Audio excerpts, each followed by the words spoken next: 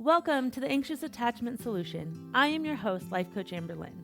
I teach women how to take back their brain from anxious attachment patterns with love and compassion. It is my mission to help every anxiously attached woman understand their brain, stop the anxious cycle, and finally Hello and welcome to Anxious Attachment Solution. I am your host, Life Coach Amberlynn, and I help people like me with anxious attachment rewire their brain to develop healthier relationship habits while breaking their anxious attachment cycle. I am currently doing a series on anxious to aware. Most of you that listen to my podcast know you have anxious attachment. Today I want to talk to some people who may not be sure if they have anxious attachment or if this podcast is or is not for them. Trust me, if you already know you have anxious attachment, this podcast is still for you. It will be very powerful, so don't leave. This is going to be a 2-part series. In today's podcast and next week's episode, I'll be talking about 10 signs that you might have anxious attachment and what you can do to stop these patterns. So, you might have anxious attachment if you fear being abandoned, you fear rejection, you overthink everything, you seek constant reassurance that everything is okay. You always search for red flags or problems in relationships, even when things appear calm and peaceful. You have low self-esteem in relationships. You never feel good enough, and you feel too much in relationships. You people please rather than talk about your actual needs. You feel like you are on an emotional roller coaster with high intensities and low lows. You find it hard to trust yourself and other people you're in relationship with. You mistake anxious intensity and obsession for real love and connection, sometimes thinking calm relationships are boring. Does any of this resonate with you? If so, before I begin this episode, I want you to know you are not alone. You are in the right place. No, you are not crazy, and you are not stuck here permanently. I have been where you are. I have clients who have been where you are. I know how you feel, and it does not have to be like this forever. Your nervous system has a hard wiring that is working against your true desire to feel loved and valued in relationships. Your brain is full of stories that are working against your desire to have a healthy, loving relationship. The good news is I can help you. I can help you calm these fears and break your anxious attachment cycle using the secure method.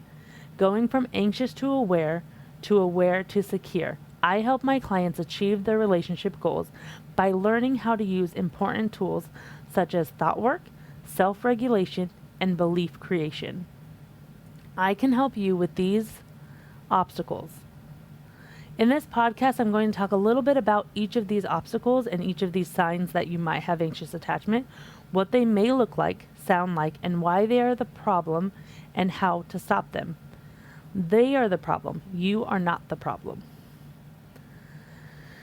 So you have fear of abandonment. You often worry your partner will leave you, even if there are no signs of this being true. You try to be perfect and do everything right so they will love you and stay. Deep down, you want love while simultaneously believing that no one will ever truly stay once they know all of you. Does this resonate with you? If it does, I want you to know that I see you and I know that fear feels real. Your brain right now is wired to believe this. The problem with this belief is that it creates a foundation of fear and uncertainty. When this fear is triggered, it creates an urgency and a panic in your nervous system. This fear runs the show, often leaving you feeling overwhelmed and irrational at times. Our fear of abandonment is rooted in not feeling good enough and not feeling secure in ourselves. Through my secure method, I help my clients learn how to pause when they feel this fear. I teach them what this fear really is. When we look at it objectively, as the observer, it is just a sensation in our body that we have to learn how to feel. Learn how to process, regulate, and allow. We can learn to allow the fear without believing the thoughts they're going to leave us, without believing the story we are in danger and no one will ever love us. It takes practice, but we do this by understanding that when our nervous or our anxious attachment is triggered, our nervous system is triggered, our brain offers us unhelpful, unhealthy thoughts that create this fear. In these moments when we feel fear of abandonment, fear of rejection, fear of anything, and it causes us to feel panicked, that is our sign, that is our cue to pause. We need to ask ourselves, what do we need in this moment? What can I do for myself right now? Because our hardwired response is to take any known action to stop feeling this way, to just action our way out of this feeling. So become aware of what your body wants to do. I literally talk back to my brain, and I teach my clients how to say, hey, I see you. I know we feel like we are in danger right now, but we're not. I see all these thoughts that we're thinking, and of course we feel panicked and overwhelmed with these thoughts. These thoughts are telling us we are not lovable, we are not worthy, but it just isn't true. What do we need right now to be able to feel fear? From ourselves, not from anyone else. Oftentimes our brain wants to, have other people solve this problem for us. This is our cue to pause. Get a cold drink of water and process. Our anxiously attached brain is not going to want to do this. A lot of work that I do with my clients is learning to do the hard things that our brain does not want to do. Our brain and our body has not learned how to be a safe place for our emotions. But this is where our biggest and greatest work is. Learning how to be a safe place for all of our emotions. So when my brain doesn't want to do the self-regulation, when it doesn't want to pause, I don't take this to mean I shouldn't pause. This means I definitely need to. My brain wants comfort and peace. It doesn't understand that our current pattern fuels the anxiety and that we are truly trying to break this cycle. This is also when I have taken time to write down my thoughts or just sit with myself and see what thoughts are coming up. From anxious to aware. What is my brain telling me is happening right now versus what really is happening? So when I feel fear, panic, or urgency, this is another cue in my body that my anxious attachment just might be triggered and may be in the driver's seat. And I may want to pull over and take that seat back. I may want to implement some strategy to calm my nervous system so that I can get back into the driver's seat. I always remember the quote, when emotions are high, intelligence is low. I turn it into, when my fear is high, my vision of reality is low or blurry. I am not able to accurately process what is happening with just facts because I have too much fear and overwhelm that my anxious attachment now has started creating a new story that's rooted in fear instead of reporting actual facts of what is actually happening. So, ask yourself, what am I thinking is going to happen? What do I feel in my body? Label the feelings, the sensations in your body. That is the beginning that is creating the fear. Now ask yourself, what is really happening? What were the actual words that person said? What are the actual actions that took place? What do you need from yourself to feel safe? When you are calmer and not triggered, spend time rewriting your fear narrative. Us with anxious attachment have deep-rooted beliefs that we are not good enough, that once people really know us, they will leave us. No one could ever love us. These narratives work against us and fuel the fear. We also have been taught that our emotions and needs are too much. We have taught our brain and our body that we're not capable of handling our own emotions. We have to take time to rewrite these narratives. Rewrite your narrative from, I can't handle my fear is too big, I need reassurance, from, to, I'm capable of feeling fear. I feel fear, but I am not actually in danger right now. My feelings feel big, and I can trust myself to feel them. I am building my trust within myself. Love narrative, from not enough to too much. I am worthy. I am inherently worthy. There is nothing I can do or not do to be worthy. I am enough as I am because my soul is inherently worthy. Some people can love me, and some people have loved me. My person will love me and not leave me.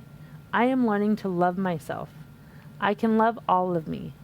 One day I will be able to love all of me, even the hardest parts. These are sample thoughts I have used. However, you will have to find what thoughts feel good to you. Some thoughts that work for me may not work for you. So you have to spend time with yourself and try these thoughts on.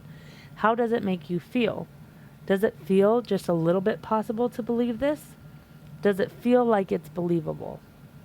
Even if it doesn't yet feel believable, I hold this belief for all of my clients until they can believe it themselves, until their brain is really ready to receive this truth. And I hold this truth for you too, dear podcast listeners.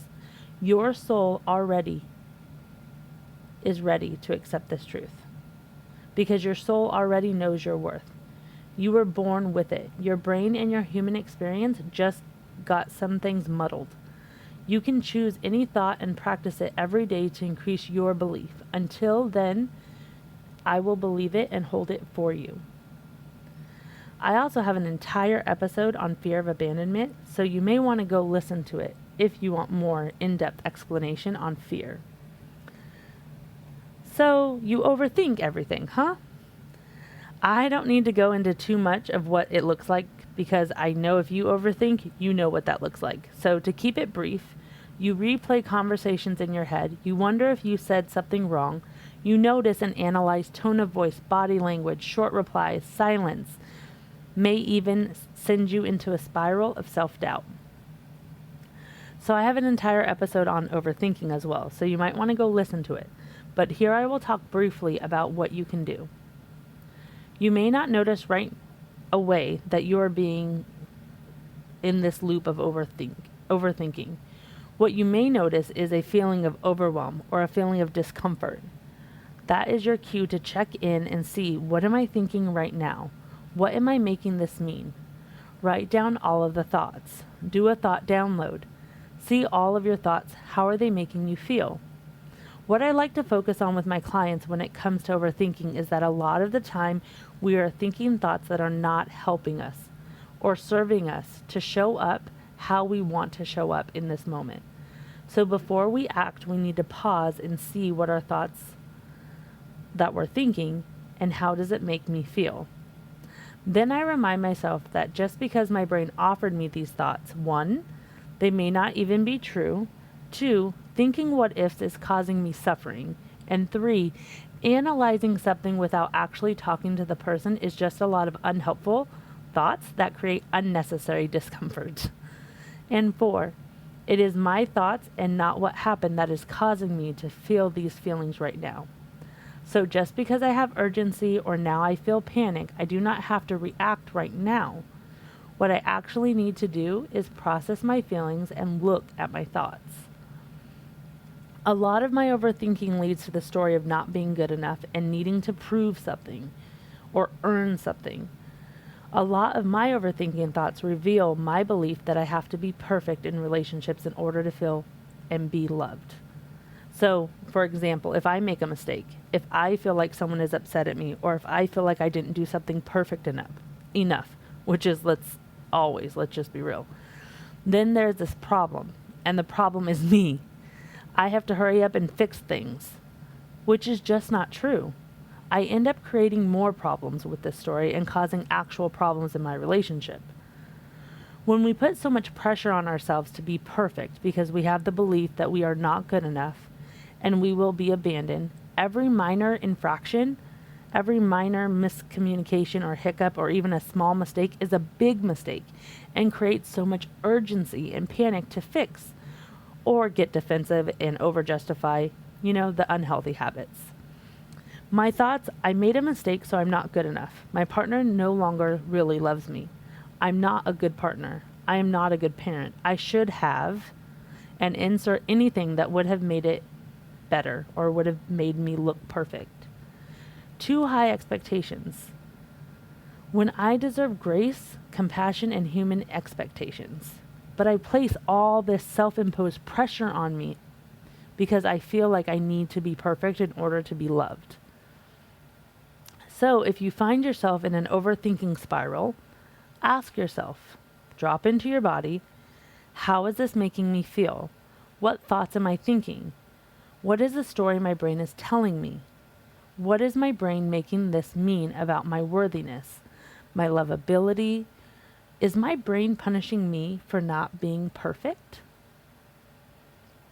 What is my brain making this mean?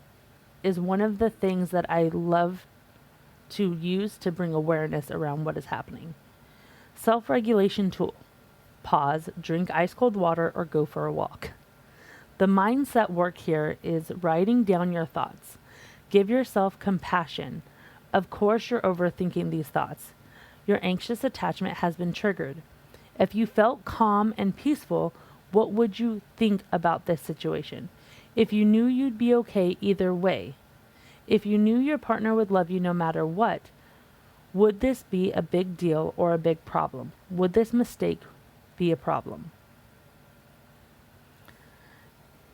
Number 3, do you seek constant reassurance? This is another topic that I spent an entire podcast episode on. I think it's episode 42, Stop Seeking Validation from Other People. So you don't forget to check that out. You might have anxious attachment if you are constantly seeking reassurance that someone still loves you after distance has been felt, after miscommunication or an argument, or even seeking reassurance after you have asked for what you need. You may not only need reassurance from your partner, but then you may find yourself sharing a story over and over again with a friend, venting and seeking validation from other people that you are right and that you're not crazy. It may look different for everyone, but in general it looks like literally asking someone, do you miss me? Why aren't you responding to me? Do you still love me? Are we okay? To soothe the anxiousness that you feel inside. You feel like you have to have validation from your partner because you don't feel safe to give it to yourself. You cannot trust your own understanding. You doubt your own interpretation of what happened. A lot of my clients struggle with seeking validation for 2 reasons. 1, they don't trust their own reactions. They have learned that their body, their gut, their brain are not reliable, so they have come to not trust themselves. They were taught that their caregivers could not handle their emotions, so they now can't handle or trust their emotions. 2, they have anxious thoughts that are running wild and a brain that tells them only the other person can calm them. Only the other person can reassure them or soothe this panic. Seeking reassurance from other people may not seem like a big deal or a problem, but it keeps that anxious cycle going. It feeds the anxiety instead of calming it, while undermining self-trust and puts unnecessary pressure on relationships, while giving the other person control of our emotions, while simultaneously opting out of our own responsibility to self-regulate. Only they have the power to make us feel better. And when we do that, we're taking the control out of away from ourselves. We have to learn how to take the control and the power back and be the one in charge of our safety. So to self-regulate here is learning how to soothe ourselves. And it's so hard when our anxious thoughts are running. So we have to step into awareness. We have to become the observer. What I have my clients do is become the observer of their thoughts and the need to reach out. Write down all of your panic thoughts. What's the worst case scenario? Okay, now we have that. It's just our anxious attachment. Prompts to ask yourself, what do I know to actually be true right now? Write down only the actual facts, not what your brain's making it mean, not the beliefs that you think. Write down the actual facts that if you told everyone would agree that those facts are real. Now, looking at these facts, how do you feel? What thoughts come up? How can you comfort yourself? How can you build trust with yourself in this moment? When we seek reassurance, we are actually abandoning ourselves. How could we choose to stay with ourselves? Stay with these uncomfortable emotions and soothe ourselves. Through the secure method, I teach my clients to recognize that their anxious attachment has been triggered. I teach them to label their feelings. I feel blank. What is it that you are feeling? In one word. How does that feel in your body? Then talk to your anxious self. Of course I feel that fear that they will leave me. I have that thought telling me exactly that. My nervous system is activated because it knows this fear and this belief, but it's not activated because of this thought being true or because I actually did something wrong.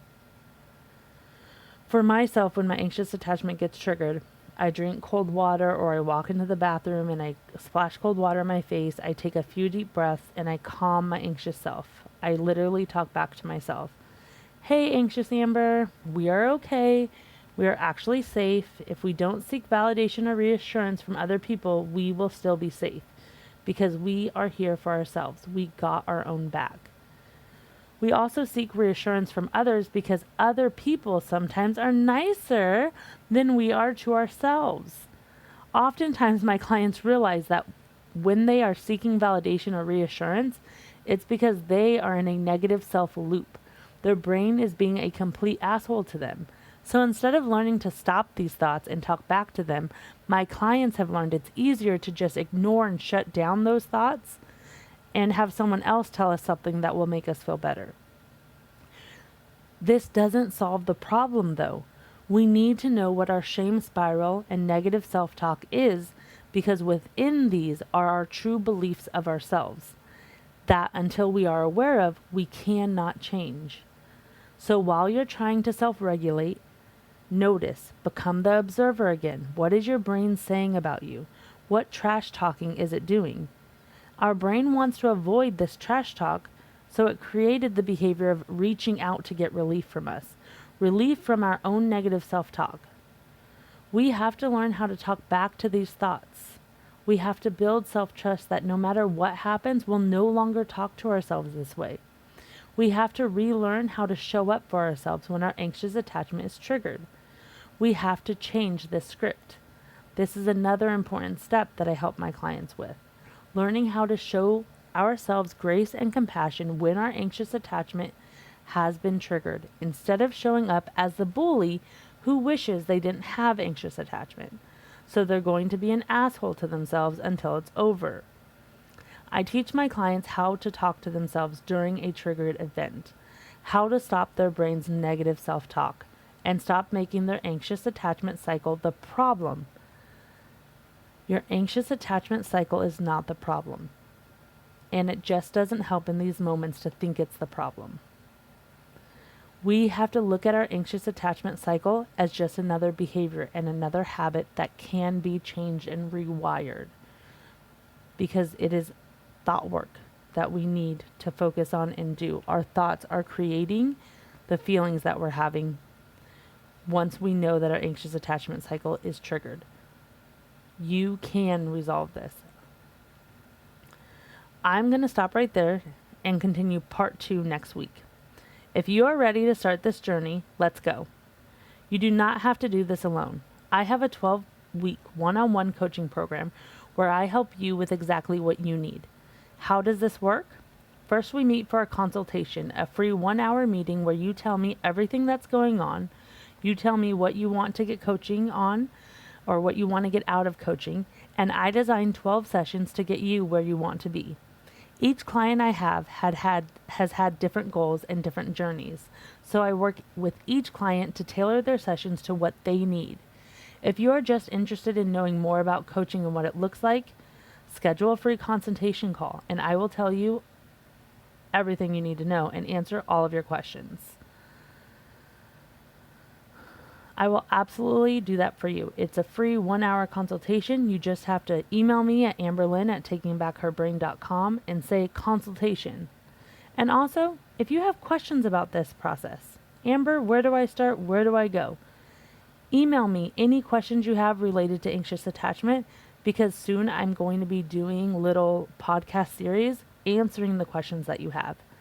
So email me at amberlynn@takingbackherbrain.com, and in the subject line, just say podcast question, and then tell me what you need coaching on. What would you like me to help you with?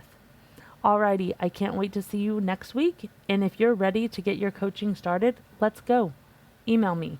Can't wait to talk to you later. Thank you for joining me today.